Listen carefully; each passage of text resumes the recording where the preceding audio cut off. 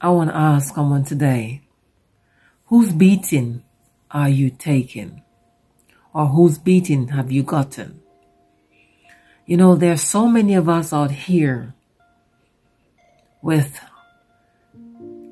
memories of events that took place in our lives. Some of us are going through similar events in our relationships.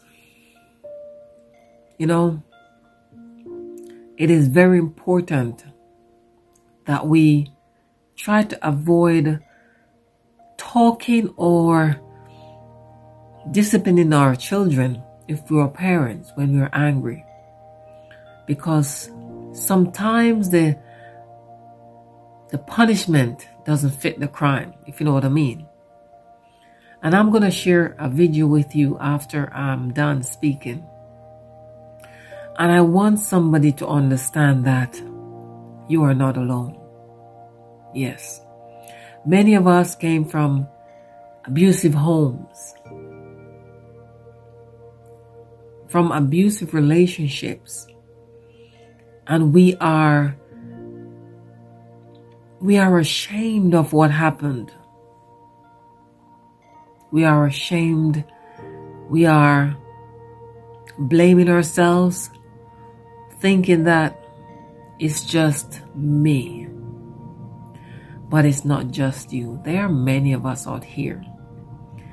And it goes with the saying, a problem shared is a problem halved.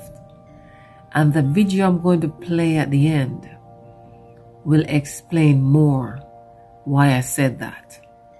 Because sometimes the pain and hurt that you're feeling, all that guilt you're carrying, all that baggage is hurting more when you continue to keep it in silence. I encourage you to speak.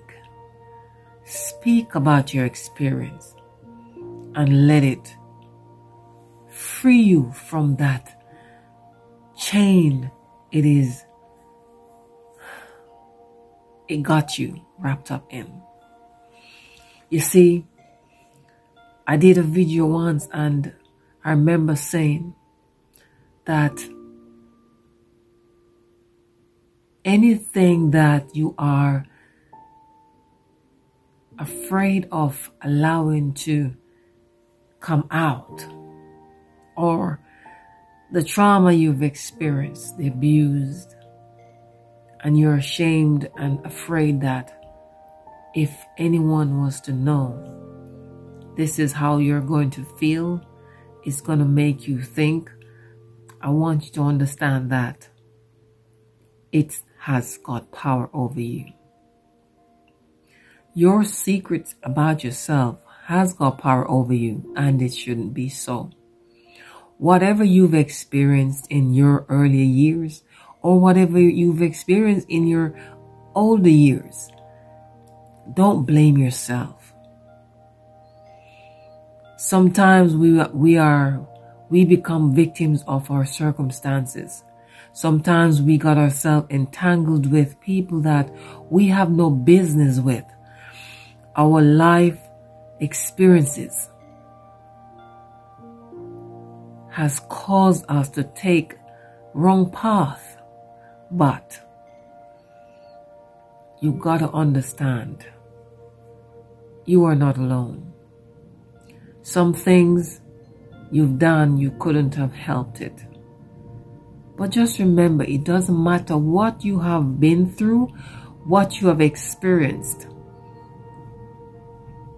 A broken glass can still harm you.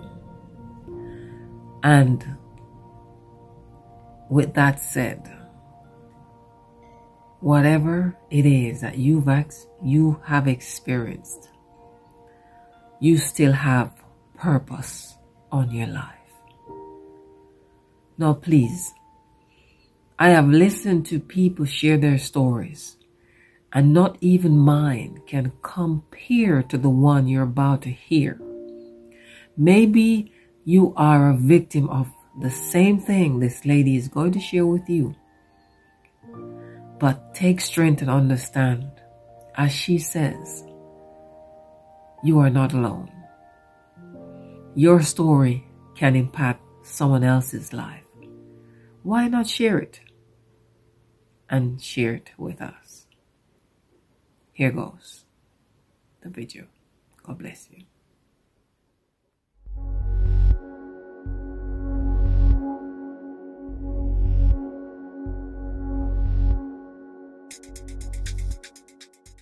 I was born into darkness. My mother was 13 years old when she met her biological father. She had no idea that her father was a pedophile. My mother went to visit her father over the summer of 1978, and when she came home, she was pregnant with me. I was born to a 13-year-old little girl, so my father is my grandfather. I was conceived in sin, conceived in darkness. What I was born into was just as traumatic.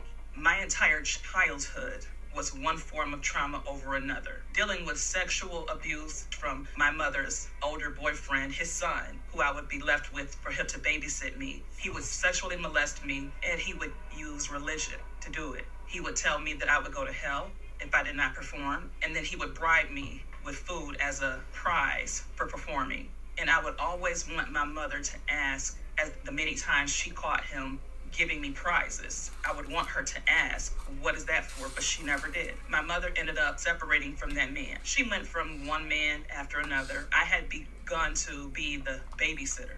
I was 8 or 9 years old, being left at home for days at a time with a 4 or 5-year-old and a toddler, and then getting penalized via a beating if something was not right when my mother came home.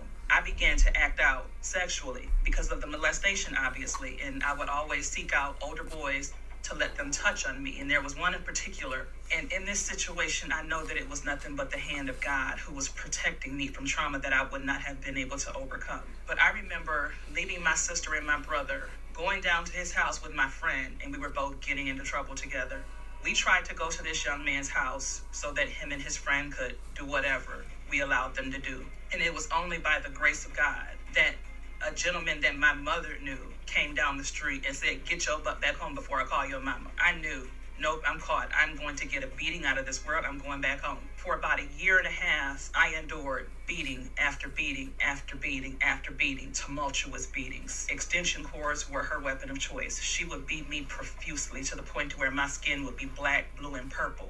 And I was getting a little bit older, and I was just like, I can't take this anymore. I had a lot of anger in me for a God that I did not even believe existed. One night, my mother was beat so bad by her then husband that I think that night something finally clicked in her head.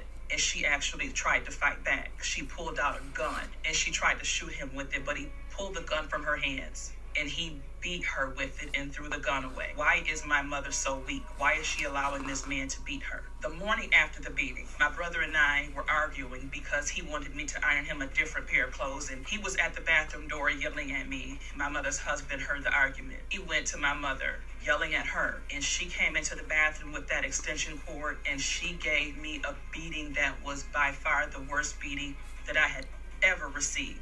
Looking back on it now, I now know and understand that the beating that I received was the beating that she wishes she could have given him for the beating that he gave her the night before. I was just done. My body was bleeding. I was bruised all over, welter forming up on my body. But the emotion that I felt as I was running out of that house to get on the school bus was different from any emotion I'd ever felt after a beating. Everybody got picked up in front of their house. And as I'm on this school bus in searing pain, and I had it made up in my mind that if I went back to that house, I was going to find that gun, and I was going to either kill them or they were going to kill me. And I remember saying to God, if I go back to that house, something is going to happen. I got into my first hour class, my geometry class, with Mrs. Burnside, a white teacher. But I built a rapport with Mrs. Burnside and Mrs. McGraw, the other white teacher. Out of all the teachers in the building, they were the only two that I actually trusted with my truth. Because my mother's husband was a major drug dealer. His entire family were major drug dealers, and everybody knew it. So the black community, even in Michigan and Mississippi, were terrified of this man.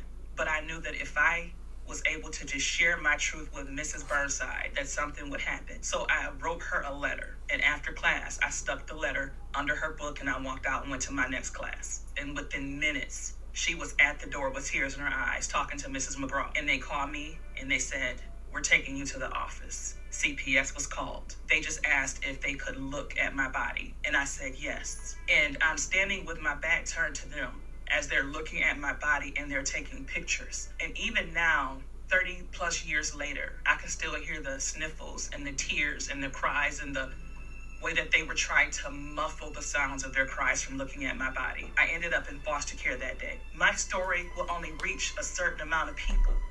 Your story will reach others. Your story will help others heal. If you start talking, if you start sharing, you will start to realize that you are not alone.